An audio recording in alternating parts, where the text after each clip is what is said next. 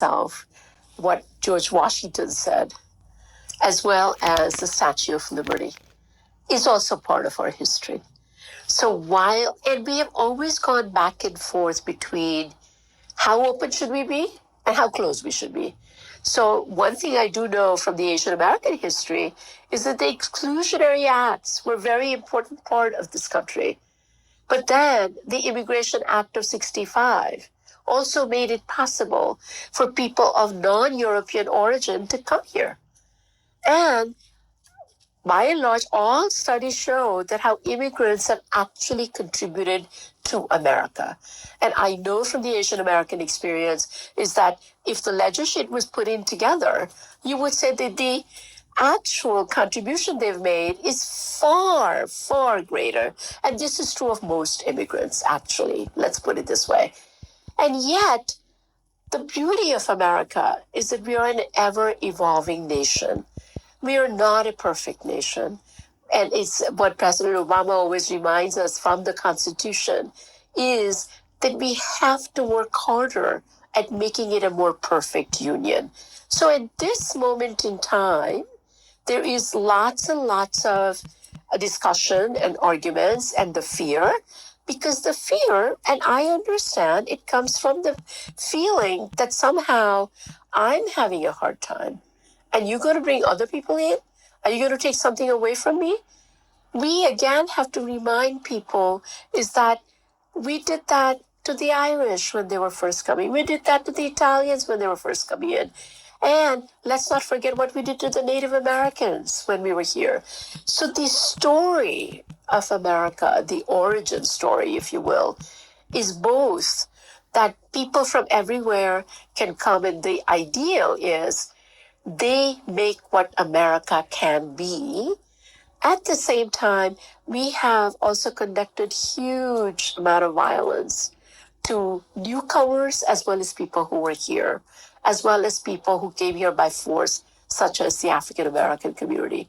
So both of these stories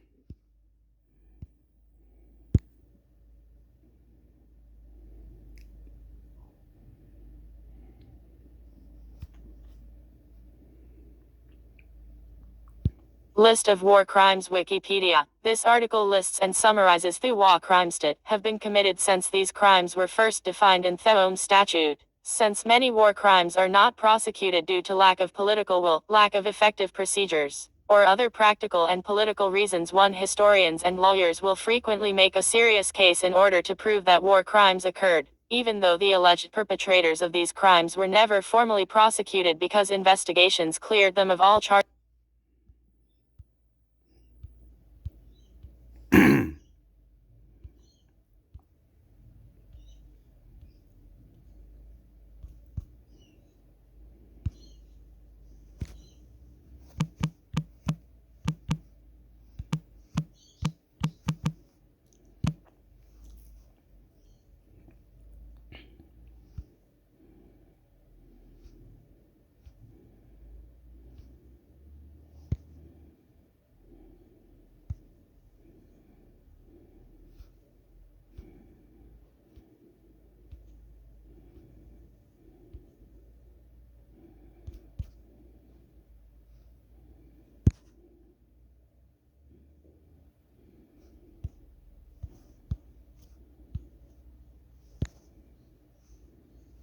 2003 Invasion of Iraq Wikipedia. The 2003 invasion of Iraq was the first stage of Iraq War. The invasion phase began on 19 March 2003 air and 20 March 2003 ground, and lasted just over 1 month 24, including 26 days of major combat operations, in which a combined force of troops from the United States, the United Kingdom, Australia, and Poland invaded Iraq. 22 days after the first day of the invasion, the capital city of Baghdad was captured by coalition forces on 9 April 2003, after the 6-day-long Battle of Baghdad.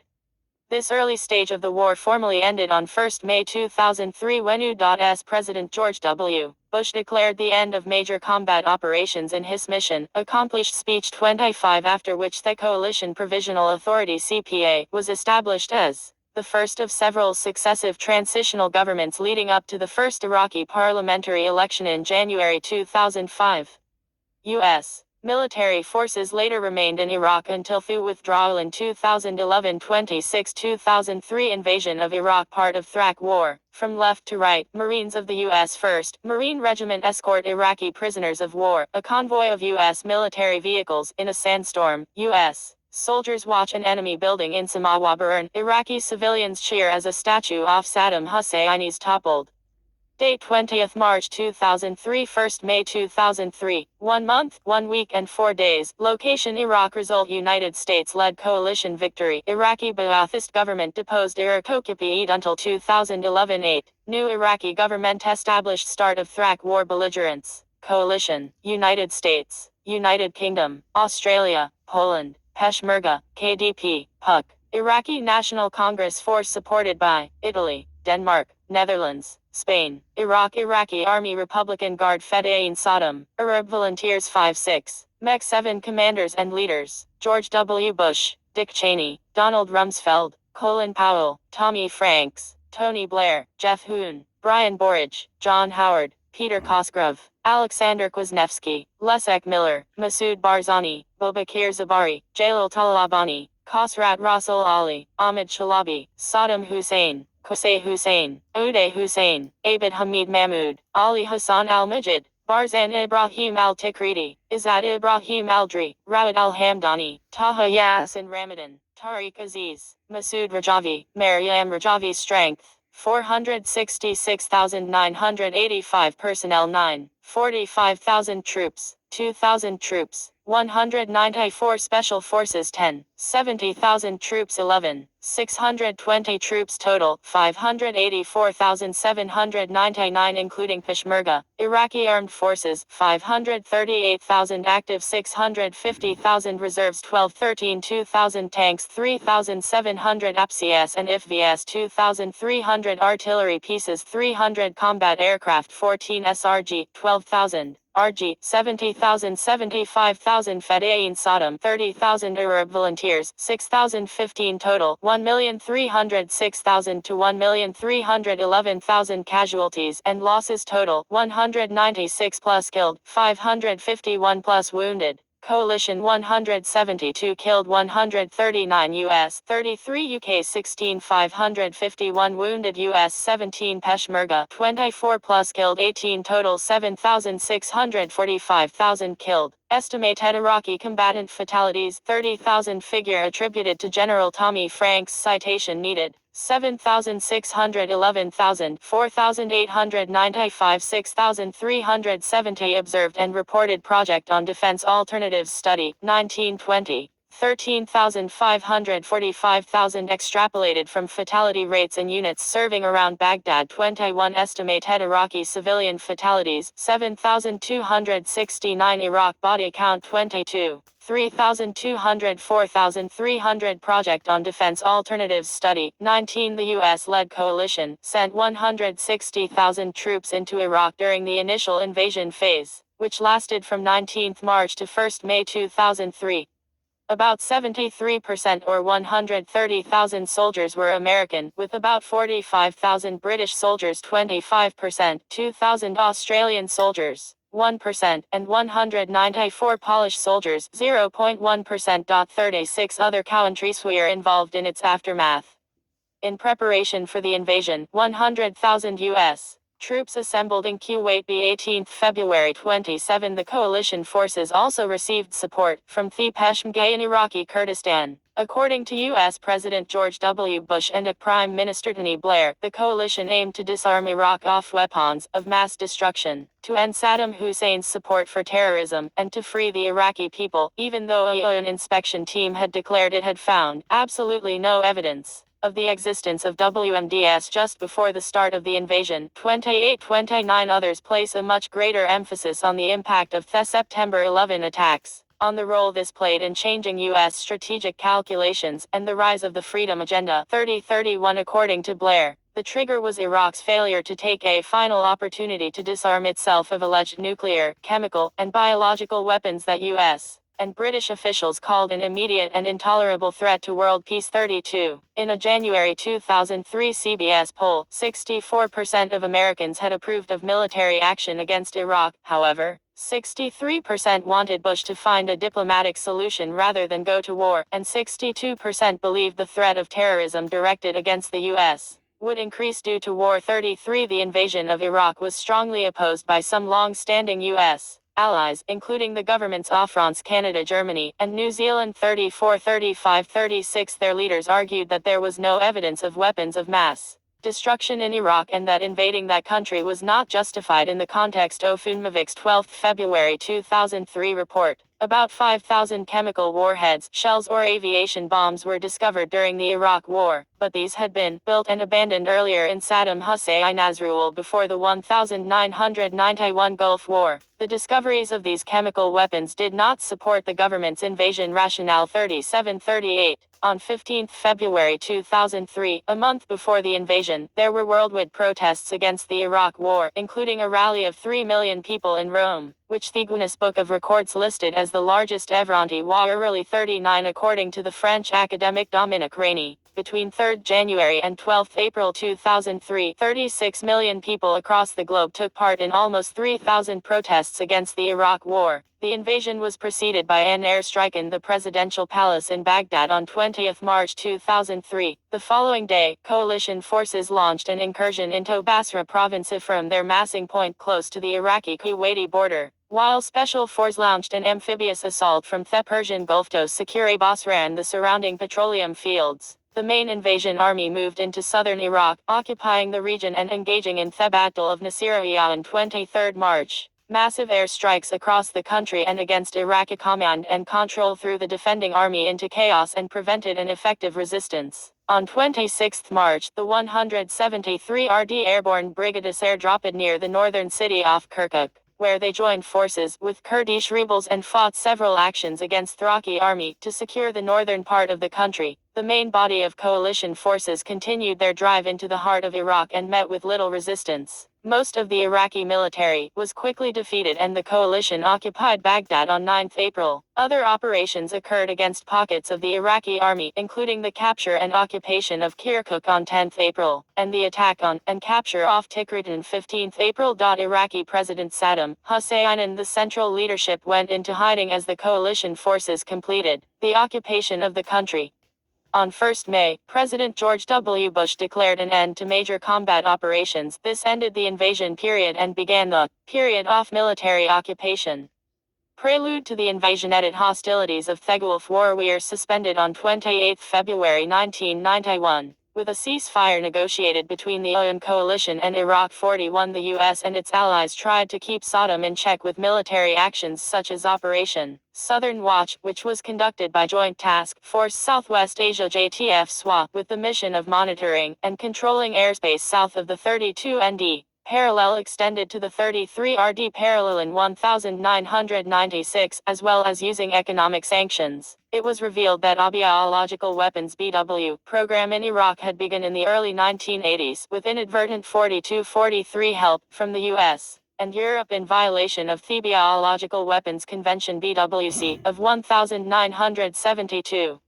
Details of the BW program, along with the chemical weapons program, surfaced after the Gulf War 1991, following investigations conducted by the United Nations Special Commission UNSCOM, which had been charged with the post-war disarmament of Saddam's Iraq.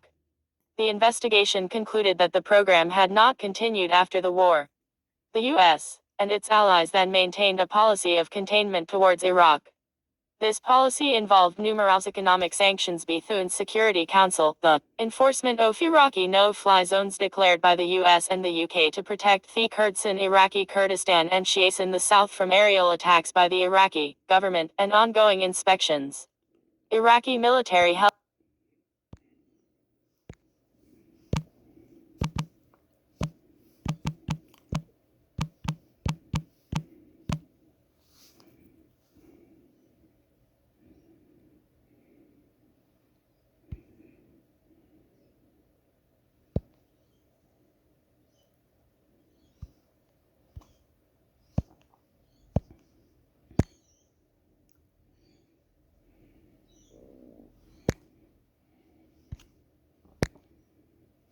International Criminal Court Wikipedia.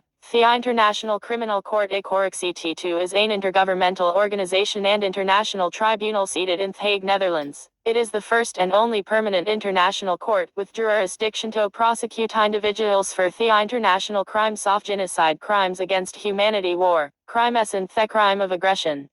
It is distinct from the International Court of Justice, an organ of the United Nations that hears disputes between states. The ICC began operations on 1 July 2002, upon the entry into force of the Rome Statute, a multilateral treaty that serves as the court's charter and governing document. States which become party to the Rome Statute become members of the ICC, serving on the Assembly of States Parties, which administers the court. As of March 2022, there are 123 ICC member states. 42 states have neither signed nor become parties to the Rome Statute 3, intended to serve as the court of last resort. The ICC complements existing national judicial systems and may exercise its jurisdiction only when national courts are unwilling or unable to prosecute criminals, for it lacks universal territorial jurisdiction, and may only investigate and prosecute crimes committed within member states, crimes committed by nationals of member states, or crimes in situations referred to the court by the United Nations Security Council. The ICC has four principal organs: the Presidency, the Judicial Divisions, the Office of the Prosecutor, and the Registry. The President is the most senior judge chosen by his or her peers in the Judicial Division, which is composed of 18 judges and hears cases before the court. The Office of the Prosecutor is headed by the prosecutor, who investigates crimes and initiates criminal proceedings before the Judicial Division. The Registry is headed by the registrar and is charged with managing all the administrative functions of the ICC, including the headquarters, detention unit, and public defense office. The ICC employs over 900 personnel from roughly 100 countries and conducts proceedings in English and French. 5. The ICC held its first hearing in 2006, concerning war crimes charges against Thomas Lubanga Dilo, a Congolese warlord accused of recruiting child soldiers. His subsequent conviction in 2012 was the first in the court's history. The Office of the Prosecutor has opened 12 official investigations and is conducting an additional 9 preliminary examinations. A total of 46 individuals have been indicted in the ICC, including Ugandan rebel leader Joseph Kony, former President Omar al-Bashir of Sudan, President Uhuru Kenyatta of Kenya, Libyan head of state Muammar Gaddafi, President Laurent Gbagbo of Ivory Coast, and former Vice President Jean-Pierre Bemba of the Democratic Republic of the Congo. While praised as a major step towards justice 6 and as an innovation in international law and human rights 7, the ICC has faced a number of criticisms from governments and civil society, including objections to its jurisdiction, accusations of bias, Eurocentrism and racism, a questioning of the fairness of its case selection and trial procedures, and doubts about its effectiveness. Historiated the premises of the International Criminal Court in The Hague, Netherlands.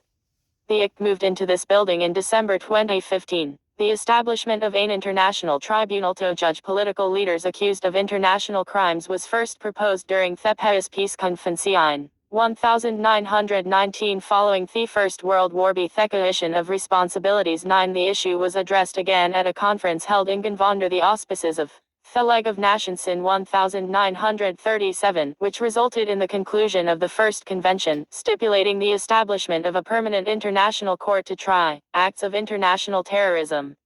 The convention was signed by 13 states, but none ratified it, and the convention never entered into force. Citation needed. Following the Second World War, the Allied powers established ad hoc tribunals to prosecute Axis leaders accused of war crimes. The International Military Tribunal, which sat in Nuremberg, prosecuted German leaders, while the International Military Tribunal for the Far East in Tokyo prosecuted Japanese leaders.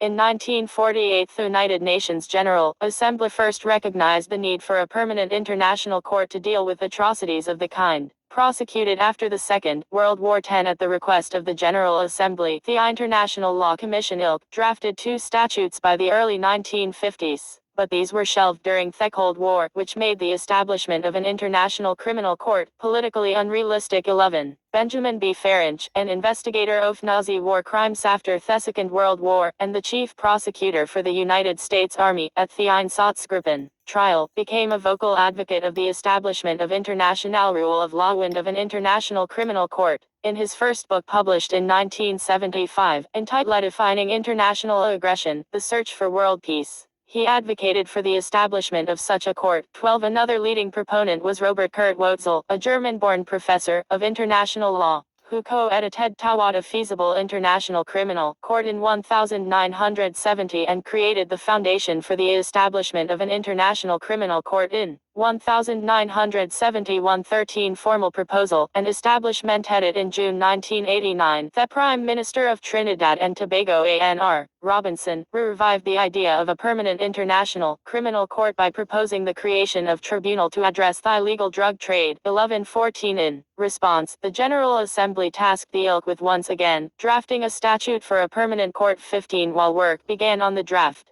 the United Nations Security Council established ad hoc tribunals in the early 1990s. The International Criminal Tribunal for the former Yugoslavia, created in 1993 in response to large-scale atrocities committed by armed forces during Yugoslav wars, and the International Criminal Tribunal for Rwanda, created in 1994 following Rwandan genocide.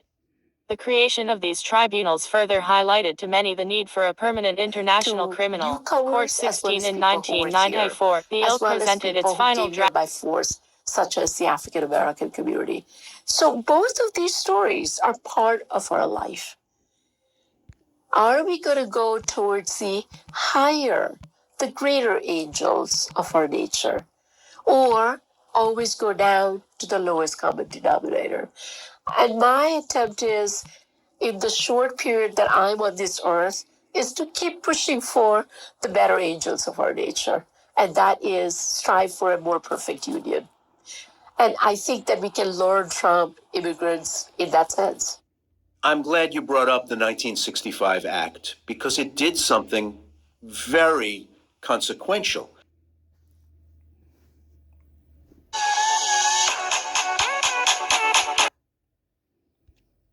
On board, you don't have to shame us into saying Black Lives Matter and putting a black square on our Instagram.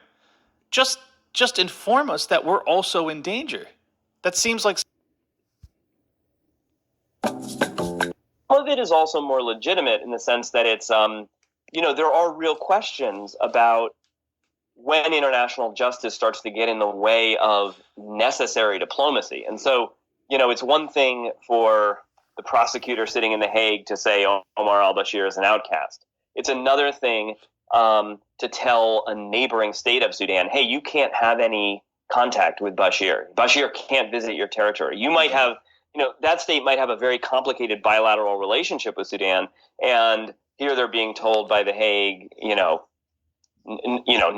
contact with that, or certainly that individual cannot visit your territory. I guess what makes the South African exit from the court so troubling is that it's not as if the government of South Africa is being accused of any sort of war crimes. It's not out of the naked self-interest that, say, the exit of Burundi. I mean, it's rather out of these kind of larger structural questions about the role of the court on the African continent that the South African government submitted its letter of resignation, essentially. And in the letter, which I read, I mean, it makes that point very clear, that saying that, these investigations sometimes negatively affect our ability to conduct diplomacy. And the hopes of the early advocates of the court is that it would have the opposite effect, and these kind of prosecutions would be a lever, would be a means of compellence for diplomacy to happen. The threat of prosecution would deter war crimes, and the fact of someone coming under investigation would make them want to resolve the conflict more quickly. Right. Which is, I know you've written a lot about the sort of the practical effect of these investigations on the ground, but it just seems that hope has not turned out to be the case.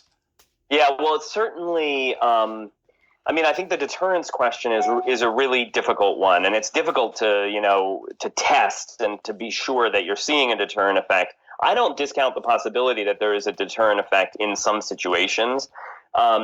But I think it's pretty clear from the way things have played out in Sudan, in DRC, some other places, that at the very least it's a a kind of marginal effect, and that it's certainly not going to work vis-a-vis some individuals. And that makes a lot of sense, because if you're a sitting head of state or a senior minister, and your livelihood and potentially your freedom depend on staying in power, you're going to pull out all the stops to stay in power. And, so in that kind of situation, it could be that if you face the possibility of being shipped off to The Hague, you're even more likely to kind of pull out all the stops and do whatever you have to do to stay in power. And so, so the deterrence question is complicated, but it's certainly not been as simple as some advocates of the ICC had hoped. The other thing, Mark, that I think is important is that when the ICC was negotiated, we were in the mid-1990s, and Stop that. War crime, war crime, war crime, war crime, war crime, war crime, war crime. Yeah.